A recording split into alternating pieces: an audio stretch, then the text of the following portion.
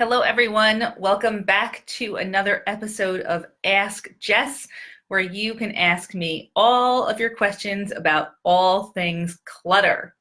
So I have a theme for this week, and it is something that came up about 25 times in the past week and comes up all the time just in general. So I thought I would just turn it into the theme of the week, and that is how to live with other people's clutter. So often when people call me, their first concern is that they live with a lot of people who have a lot of clutter. And that, of course, is very difficult to deal with. So I have my top 5 tips on how to live with other people's clutter. And because we're live, I'm also happy to take your questions as we go along. But I'm going to just jump right in with tip number 1, how to live with other people's clutter. The first thing that I would suggest that you do if you're struggling with other people's clutter is, ironically, to deal with your own clutter first. So part of feeling overwhelmed by your house is that you have like this lack of a sense of control over the spaces. So the first thing that you want to do is really get your own clutter under control and have control over whatever you can in your house first and foremost. So any area and anything that is yours, tackle that and ignore the rest of it for now. So you want to this is kind of like prioritizing yourself. This is self-care. Taking care of your stuff first is definitely the number 1 step to living with other people and their clutter. So that's number 1. My tip number 2 is to consider space ownership. So in your house, the areas that tend to be the most complicated to deal with are the ones where nobody has executive control over the space. So where there's like a garage, for example, that's a typical place where nobody has executive control or ownership over that space. So nobody feels like they need to take care of it. So you have to look at your every surface, every room, every area in your house and figure out who has executive ownership, whose space is this? Who does this belong to? So it's usually pretty clear in a bedroom, for example, like a master bedroom, that you have a dresser and the top of your dresser is your space, and your significant other has a dresser and the top of their dresser is their space. So you are responsible for the top of your dresser and they are responsible for the top of their dresser. And the goal is to be judgment-free with how everyone in your house handles their own space. So as long as they don't go outside of the space that they have. So you want to just kind of look at your house and figure out who's responsible for this space. And then in the areas where there's multiple people responsible for the space, like those, like the living room, for example, usually that's a space that everybody has ownership over.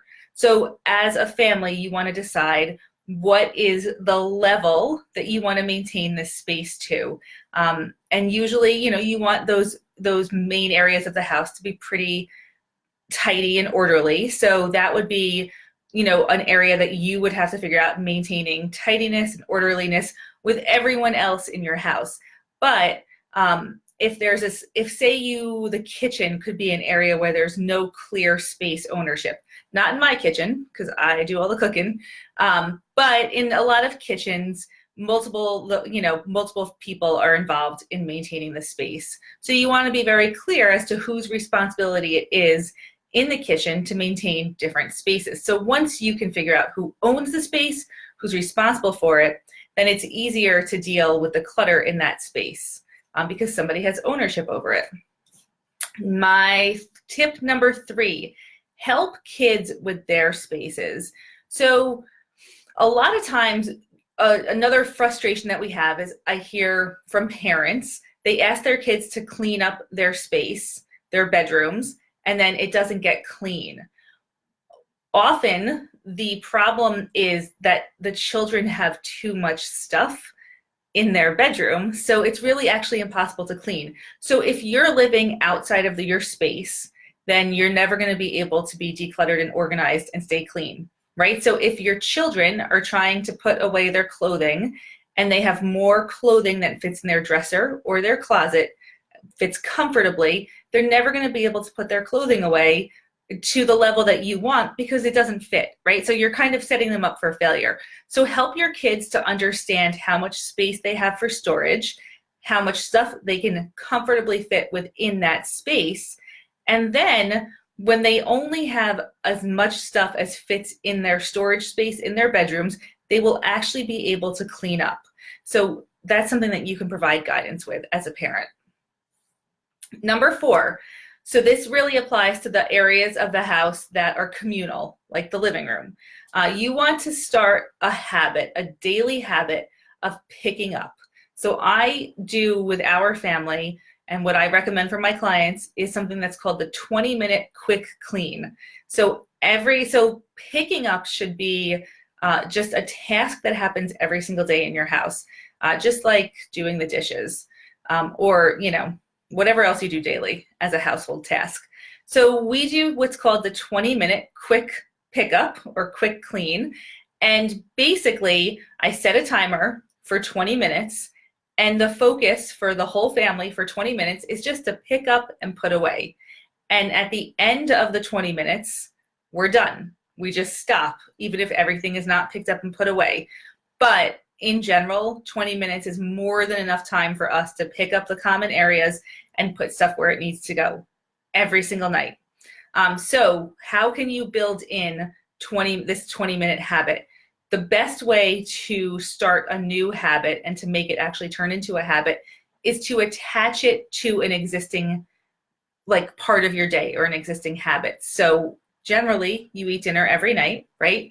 So you could attach the 20-minute quick clean to either doing it before dinner or after dinner, or you could do it as part of the bedtime routine, like before bed.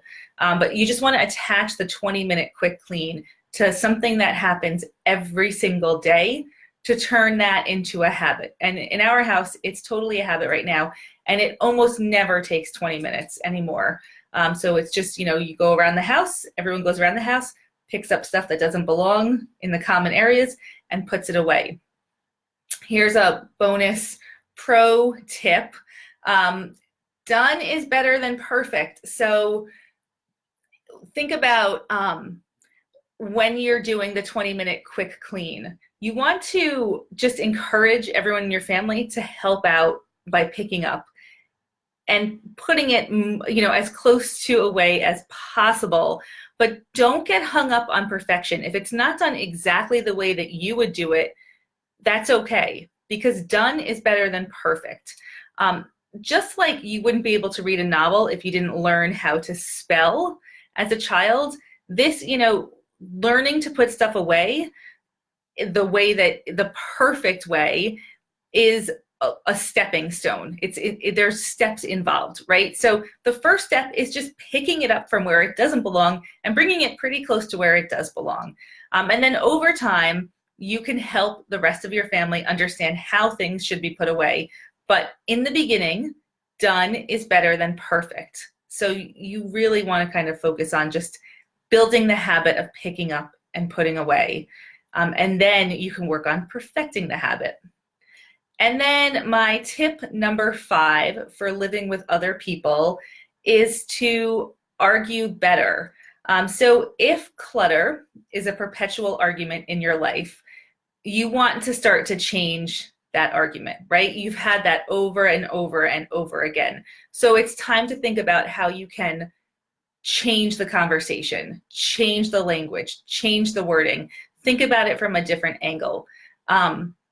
Remove judgment, right? So if the conversation is really full of judgment about the other person, they're not going to want to participate in that conversation. Maybe it could help to write out what you're feeling, and then you can read it and assess if this is exactly what you want to say, if there's another way to say it.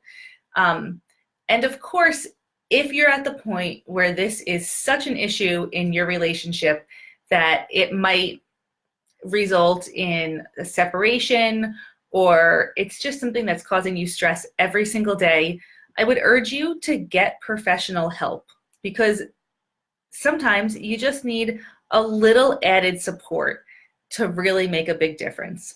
So you could go see a therapist, you could hire a professional organizer, just get some support if this is something that really is at the point where you've tried everything, can't have a different conversation, then bring in somebody else to help. So those are my top 5 tips for living with other people. I'm going to recap them.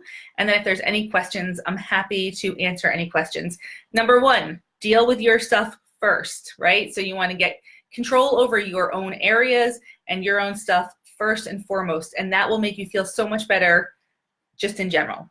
Number 2, consider space ownership. If there's areas in your house where nobody clearly is responsible for them, assign them to somebody or commit to keeping them clean as a family. Number 3, help kids understand their space. If your kids have more stuff than they can easily put away and easily store in their room, then asking them to clean up their room is setting them up for failure because they won't be able to actually clean. So help them live within their space and understand their space. Number 4, make a habit of the 20-minute quick pickup every night. 20 minutes. Set the timer, make it a positive experience, no yelling, no going over 20 minutes, stick to 20 minutes, and just build that into your everyday routine. And number 5, argue better. If there's a way that you can communicate about this issue that is more effective, then I would encourage you to go ahead and definitely do that. Get support as needed. So those are my top 5 tips for living with other people and dealing with their clutter. And as usual, if you have any questions, I'm always happy to answer them. I'm going to try and stick to a weekly theme moving forward. So, always just ask your questions and I'll go ahead and answer them. You can ask throughout the week just by leaving comments and posting on my page on Facebook or Instagram or YouTube. And I'm really happy that you decided to join this live video podcast. Mark your calendars, Tuesdays at 12:15. Ask Jess, all things clutter. Have a great week, you guys.